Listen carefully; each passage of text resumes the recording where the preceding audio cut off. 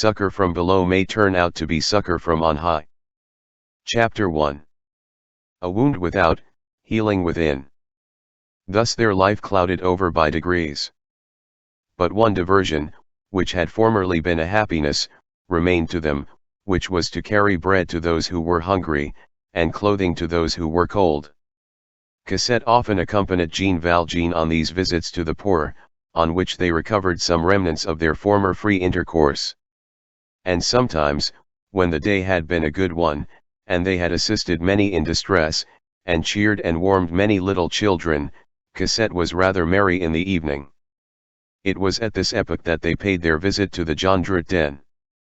On the day following that visit, Jean Valjean made his appearance in the pavilion in the morning. Calm as was his wont, but with a large wound on his left arm which was much inflamed, and very angry, which resembled a burn, and which he explained in some way or other. This wound resulted in his being detained in the house for a month with fever. He would not call in a doctor. When Cosette urged him, "Call the dog doctor," said he. Cosette dressed the wound morning and evening with so divine an air and such angelic happiness at being of use to him, that Jean Valjean felt all his former joy returning, his fears and anxieties dissipating, and he gazed at Cosette, saying, "Oh, what a kindly wound! Oh, what a good misfortune!"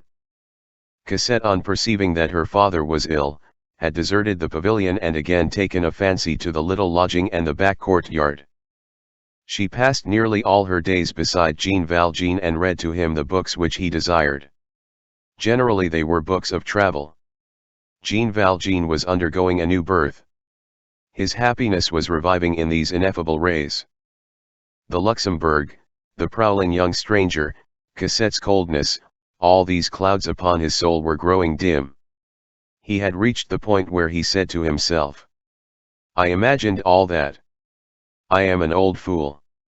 His happiness was so great that the horrible discovery of the Thénardiers made in the Jondrette hovel, unexpected as it was, had, after a fashion, glided over him unnoticed. He had succeeded in making his escape. All trace of him was lost. What more did he care for? He only thought of those wretched beings to pity them. Here they are in prison, and henceforth they will be incapacitated for doing any harm, he thought, but what a lamentable family in distress. As for the hideous vision of the Barrière du Maine, Cosette had not referred to it again. Sister Saint Mathilde had taught Cosette music in the convent. Cosette had the voice of a linnet with a soul, and sometimes, in the evening, in the wounded man's humble abode, she warbled melancholy songs which delighted Jean Valjean. Spring came. The garden was so delightful at that season of the year, that Jean Valjean said to Cosette, "You never go there. I want you to stroll in it." "As you like, father," said Cosette. And for the sake of obeying her father, she resumed her walks in the garden, generally alone, for, as we have mentioned, Jean Valjean, who was probably afraid of being seen through the fence, hardly ever went there. Jean Valjean's wound had created a diversion. When Cosette saw that her father was suffering less, that he was convalescing, and that he appeared to be happy, she experienced a contentment which she did not even perceive, so gently and naturally had it come. Then, it was in the month of March, the days were growing longer, the winter was departing. The winter always bears away with it a portion of our sadness. Then came April, that daybreak of summer, fresh as dawn always is, gay like every childhood. A little inclined to weep at times like the newborn being that it is. In that month, nature has charming gleams which pass from the sky, from the trees, from the meadows and the flowers into the heart of man. Cosette was still too young to escape the penetrating influence of that April joy which bore so strong a resemblance to herself. Insensibly, and without her suspecting the fact, the blackness departed from her spirit. In spring, sad souls grow light, as light falls into cellars at midday. Cosette was no longer sad. However, though this was so, she did not account for it to herself. In the morning, about 10 o'clock, After breakfast, when she had succeeded in enticing her father into the garden for a quarter of an hour, and when she was pacing up and down in the sunlight in front of the steps, supporting his left arm for him, she did not perceive that she laughed every moment and that she was happy. Jean Valjean, intoxicated, beheld her growing fresh and rosy once more. "Oh, what a good wound!" he repeated in a whisper. And he felt grateful to the Thénardiers. His wound once healed, he resumed his solitary twilight strolls. It is a mistake to suppose that a person can stroll alone in that fashion in the uninhabited regions of Paris without meeting with some adventure. Chapter 2. Mother Plutarch finds no difficulty in explaining a phenomenon. One evening, little Gavroche had had nothing to eat. He remembered that he had not dined on the preceding day either. This was becoming tiresome. He resolved to make an effort to secure some supper. He strolled out beyond the Salpêtrière into deserted regions. That is where windfalls are to be found. Where there is no one always finds something. He reached a settlement which appeared to him to be the village of Austerlitz. In one of his preceding lounges he had noticed there an old garden haunted by an old man and an old woman, and in that garden, a passable apple tree.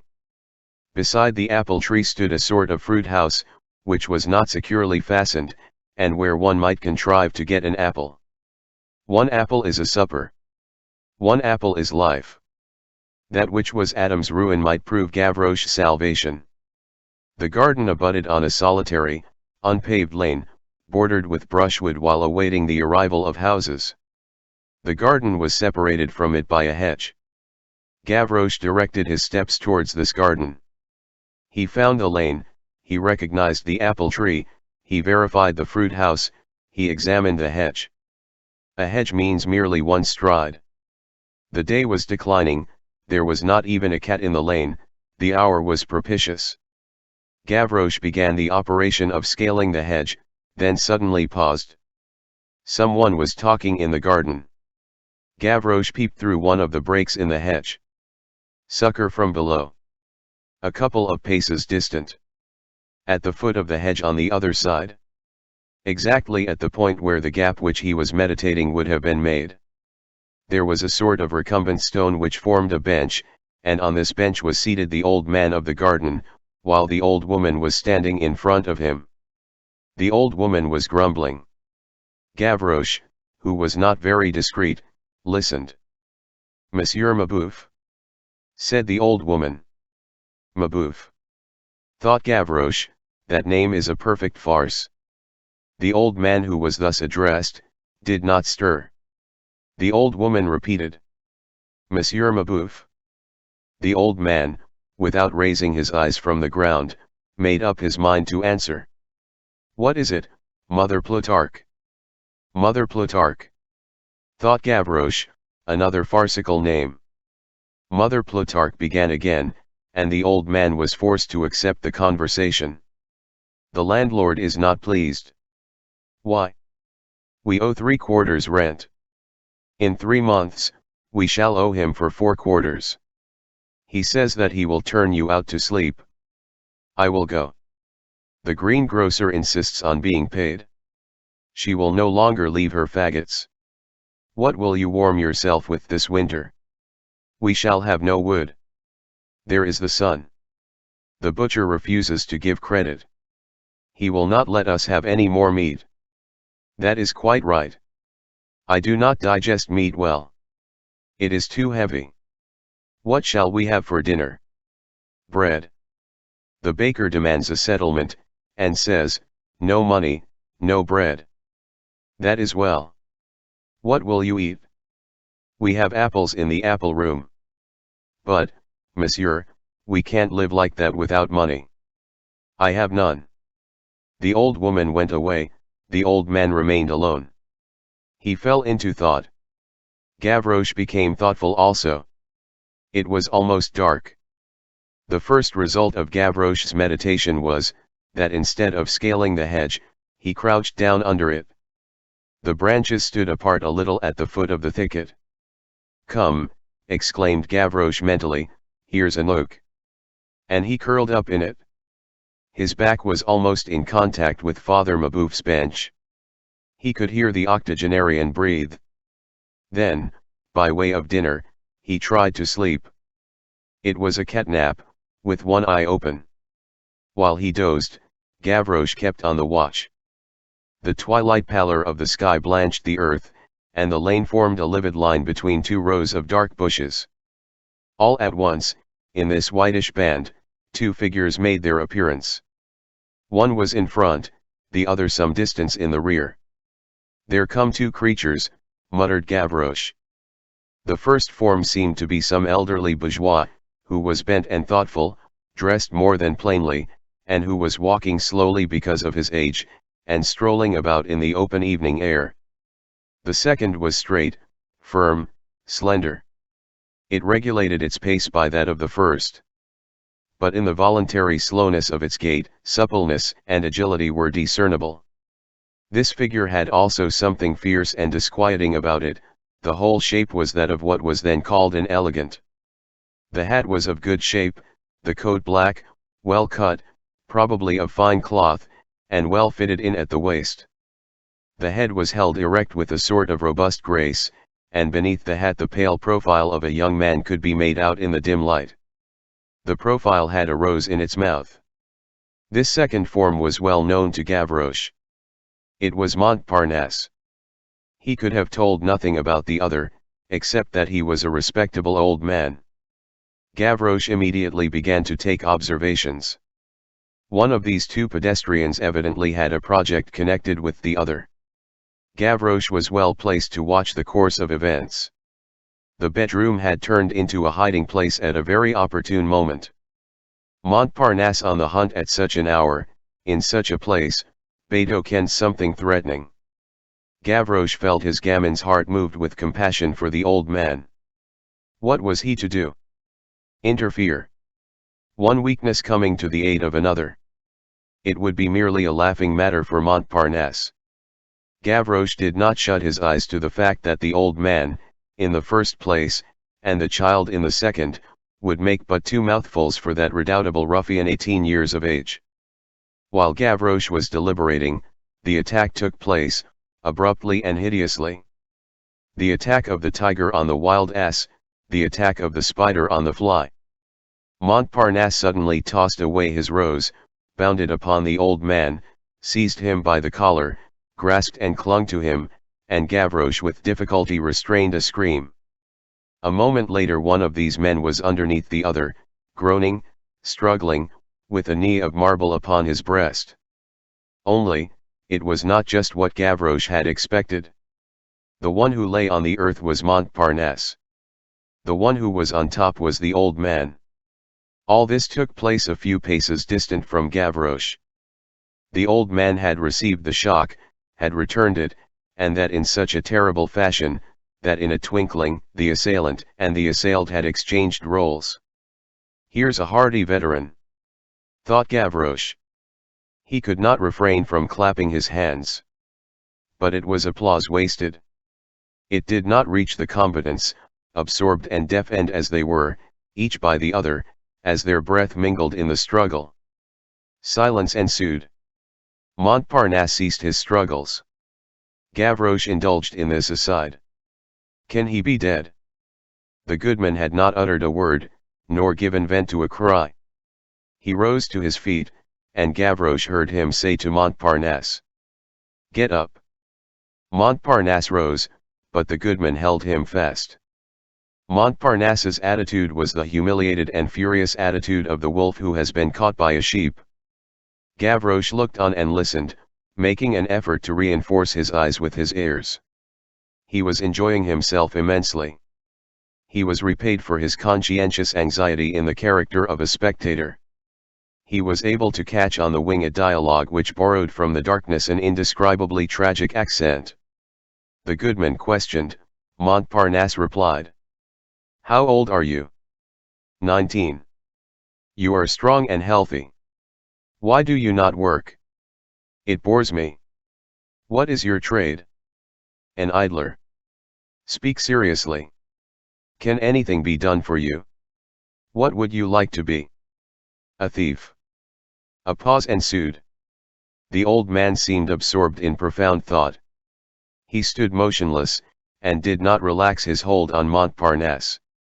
Every moment the vigorous and agile young ruffian indulged in the twitchings of a wild beast caught in a snare. He gave a jerk, tried a crook of the knee, twisted his limbs desperately, and made efforts to escape. The old man did not appear to notice it, and held both his arms with one hand, with the sovereign indifference of absolute force. The old man's reverie lasted for some time. Then, looking steadily at Montparnasse, he addressed to him in a gentle voice, in the midst of the darkness where they stood, a solemn harangue, of which Gavroche did not lose a single syllable. "My child, you are entering, through indolence, on one of the most laborious of lives. Ah! You declare yourself to be an idler. Prepare to toil. There is a certain formidable machine, have you seen it? It is the rolling mill. You must be on your guard against it, it is crafty and ferocious. If it catches hold of the skirt of your coat, you will be drawn in bodily. That machine is laziness. Stop while there is yet time, and save yourself. Otherwise, it is all over with you. In a short time you will be among the gearing. Once entangled, hope for nothing more. Toil, lazy bones. There is no more repose for you. The iron hand of implacable toil has seized you. You do not wish to earn your living, to have a task, to fulfill a duty. It bores you to be like other men? Well, you will be different. Labor is the law. He who rejects it will find ennui his torment. You do not wish to be a working man, you will be a slave. Toil lets go of you on one side only to grasp you again on the other. You do not desire to be its friend, you shall be its negro slave. Ah! You would have none of the honest weariness of men, you shall have the sweat of the damned. Where others sing, you will rattle in your throat. You will see afar off, from below, other men at work. It will seem to you that they are resting. The laborer, the harvester, the sailor, the blacksmith, will appear to you in glory like the blessed spirits in paradise. What radiance surrounds the forge! To guide the plough, to bind the sheaves, is joy. The bark at liberty in the wind, what delight! Do you, lazy idler, delve, drag on, roll, march. Drag your halter. You are a beast of burden in the team of hell. Ah! To do nothing is your object. Well, not a week, not a day, not an hour shall you have free from oppression. You will be able to lift nothing without anguish. Every minute that passes will make your muscles crack. What is a feather to others will be a rock to you. The simplest things will become steep acclivities. Life will become monstrous all about you. To go, to come, to breathe, will be just so many terrible labors. Your lungs will produce on you the effect of weighing 100 pounds. Whether you shall walk here rather than there, will become a problem that must be solved. Anyone who wants to go out simply gives his door a push, and there he is in the open air. If you wish to go out, you will be obliged to pierce your wall. What does everyone who wants to step into the street do? He goes downstairs. You will tear up your sheets. Little by little you will make of them a rope. Then you will climb out of your window. And you will suspend yourself by that thread over an abyss. And it will be night, amid storm, rain, and the hurricane, and if the rope is too short, but one way of descending will remain to you, to fall. To drop haphazard into the gulf, from an unknown height, on what? On what is beneath, on the unknown. Or you will crawl up a chimney flue, at the risk of burning. Or you will creep through a sewer pipe, at the risk of drowning. I do not speak of the holes that you will be obliged to mask. Of the stones which you will have to take up and replace 20 times a day, of the plaster that you will have to hide in your straw pallet. A lock presents itself. The bourgeois has in his pocket a key made by a locksmith. If you wish to pass out, you will be condemned to execute a terrible work of art. You will take a large sou, you will cut it in 2 plates. With what tools? You will have to invent them. That is your business. Then you will hollow out the interior of these plates, taking great care of the outside, and you will make on the edges a thread, so that they can be adjusted one upon the other like a box and its cover. The top and bottom thus screwed together, nothing will be suspected. To the overseers it will be only a sou. To you it will be a box. What will you put in this box? A small bit of steel. A watch spring, in which you will have cut teeth, and which will form a saw. With this saw, as long as a pin, and concealed in a sou, you will cut the bolt of the lock, you will sever bolts, the padlock of your chain, and the bar at your window, and the fetter on your leg. This masterpiece finished, this prodigy accomplished, all these miracles of art, address, skill, and patience executed, what will be your recompense if it becomes known that you are the author? The dungeon. There is your future. What precipices are idleness and pleasure? Do you know that to do nothing is a melancholy resolution? To live in idleness on the property of society. To be useless, that is to say, pernicious. This leads straight to the depth of wretchedness. Woe to the man who desires to be a parasite. He will become vermin. Ah! So it does not please you to work? Ah! You have but one thought, to drink well, to eat well, to sleep well. You will drink water, you will eat black bread, you will sleep on a plank with a fetter whose cold touch you will feel on your flesh all night long, riveted to your limbs. You will break those fetters, you will flee. That is well. You will crawl on your belly through the brushwood, and you will eat grass like the beasts of the forest. And you will be recaptured. And then you will pass years in a dungeon, riveted to a wall, groping for your jug that you may drink, gnawing at a horrible loaf of darkness which dogs would not touch, eating beans that the worms have eaten before you. You will be a wood-louse in a cellar. Ah! Have pity on yourself, you miserable young child, who were sucking at nurse less than 20 years ago, and who have, no doubt, a mother still alive. I conjure you, listen to me, I entreat you. You desire fine black cloth, varnished shoes, to have your hair curled and sweet-smelling oils on your locks, to please low women, to be handsome. You will be shaven clean, and you will wear a red blouse and wooden shoes. You want rings on your fingers, you will have an iron necklet on your neck. If you glance at a woman, you will receive a blow. And you will enter there at the age of 20.